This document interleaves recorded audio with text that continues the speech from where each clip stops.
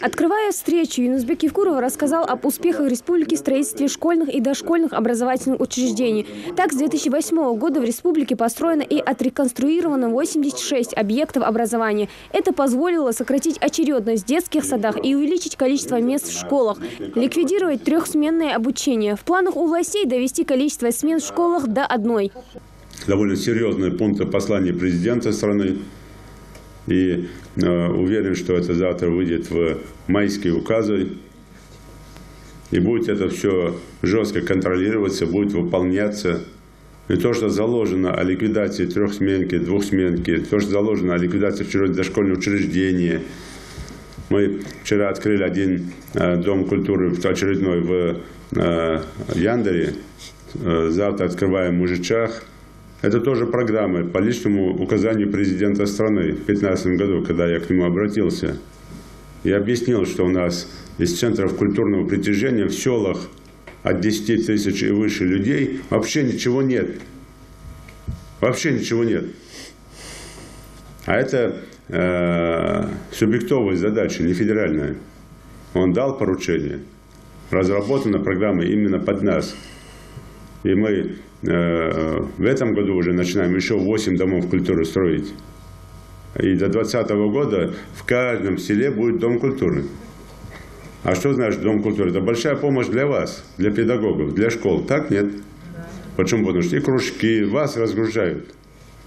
Вам легче становится. У вас больше возможностей своих там мероприятий проводить. Поэтому я и говорю, что в любом случае государство будет выполнять свои обязательства. Дальнейшее развитие системы образования в республике, по мнению главы, зависит от исхода выборов президента России. Это важнейшее общественно-политическое событие, до которого остается всего несколько дней. Все это я говорю, дорогие друзья, для того, чтобы мы ценили то, что нам сегодня дает государство, ту помощь. Вчера в школе мы посмотрели совершенные классы, просто совершенные, интерактивные. Компьютеризация. Особенно обращаю внимание ваше на упакованность вот этих так называемых классов там, химии, биологии, там, физики и так далее. Упакованность. Никто не имеет права принимать школу без этого. Там подрядчик за свой счет это все должен там полностью упаковать. Спортзал должен быть упакован. Дальше. Класс по религии, я уже тоже на это обращал внимание. Должен быть упакован полностью. Для этого предмет, тот педагог по религии, который есть, он должен обязательно обозначить, что ему там нужно. Да, сегодня в республике строится большое количество объектов. Иной раз в день открываем по несколько объектов. И сегодня мы находимся в таком прекрасном здании. Это большая школа. Мы знаем, руководитель республики точно знает, с каким трудом эта школа была построена. Главная задача властей на предстоящих выборах, как отметил глава региона, это обеспечить порядок, легитимность и открытость избирательного процесса. Он также добавил, что в первую очередь это нужно для достижения максимального результата по явке, прозрачности процедуры непосредственно самих выборов. Выбирая президента страны, мы идем и просто голосуем. Понимая, что мы составная часть большой страны, огромной страны, что мы один из регионов. А если мы не идем на выборы и считаем, что это нам не нужно, то значит мы также безответственно относимся к своей государственности, к государственности нашей республики. Почему? Потому что и подсчеты голосов, и явка, и голоса за кандидатов в президенты, все это считается не в общем только по стране, а по регионам. А как мы можем не участвовать? Конечно, и можем, и обязаны это делать. Поэтому всех просил бы самих педагогов в полном составе, ну и своих родственников, родных и близких, найти это время, не искать причины не пойти на выборы, а найти именно причину пойти на выборы и проголосовать. На одном из сайтов появилась статья, называлась она в Ингушетии продолжается массовое строительство социальных объектов. То есть продолжается. И было, и продолжается. Это, в первую очередь, наши с вами, половина из наши объекты. Это нас должно по-многому настраивать, нас на хороший лад. И уверен, мы общались с нашим коллективом, и свой гражданский долг через 2 дня мы все пройдем на выборы активно, все примем участие.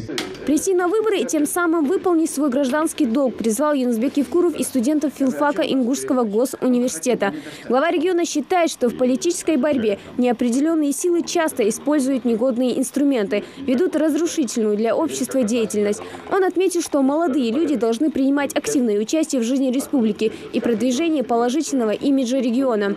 Вот посмотрите, там вчера там школу открывали, там еще там Дом культуры. Как красиво стишки там, как красиво там рассказывают. Мне бывает там в соцсетях там разбрасывают, там, как ребенок там про войну там на 9 мая что-то стихи читает, такой, вперед за Родину и так далее, да? И это все разбрасывается. Я потом увидел там на мемориале память наша девочка там, как же ее звали там, Самира, кажется, маленькая девочка наша поет там. Вот она такой мощный стих там прочитала, я тоже заснял и везде своим друзьям направил, везде скинул. Да? Она в форме еще такая, и вот так с гордостью там возле последней защитки Брестской крепости памятника вот это прочитала. И я вам скажу, столько было вот таких этих обратных, и они везде рассылают это все. И такая красивая девочка, так как красиво этот стих прочитала про Алгештолт Мадгрея Барханоева. Давайте родину, свою республику любить не просто как вот она есть республика. Я как военный человек, может, к этому отношусь там очень принципиально и к гербу, и гимну, и к флагу, там, и к конституции, там, другим атрибутам. Почему? Потому что есть момент, когда человек, или там, тем более мужчина, когда должен там, на каком-то этапе принимать решение, за родину или не за родину. Там, если даже смерть, да, и когда человек принимает решение за родину, вот тогда он и становится там настоящим, и достойным, и известным. Студенты, в свою очередь, отметили, что 18 марта в научной библиотеке Ингушского государственного университета собираются развернуть настоящий пресс-центр. Основное направление импровизированной пресс-службы – гражданская журналистика. Еще одну встречу с избирателями Юнусбек Евкуров провел во Дворце спорта «Магаз». На этот раз глава региона пообщался со спортсменами и тренерами республики, которые также призвали всех присутствующих принять участие в выборах. У нас не построен Ледовый дворец. Вот этот зал, прекраснейший зал. Такого нет на Северном Кавказе. Я объехал везде, нету. И вы, наверное, сами-то знаете. Дай Бог, чтобы у нас было этих больше таких залов. Больше занимались спортом. Отрываем до улиц, и чтобы они шли в спортзалы. Много шхолча, мяш шхолча. Все на выборы 100%.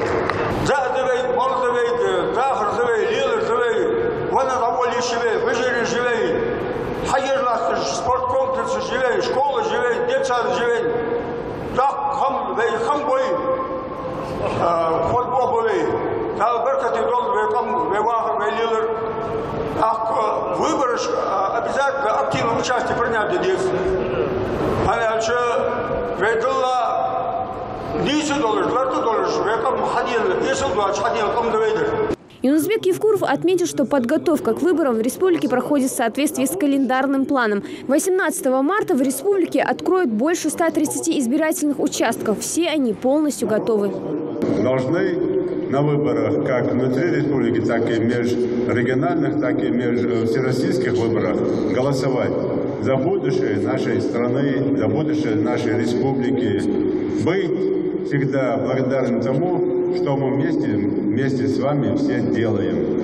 Поверьте, когда сегодня есть спортсмены, вот тоже хочу сказать спасибо тренерам и спортсменам.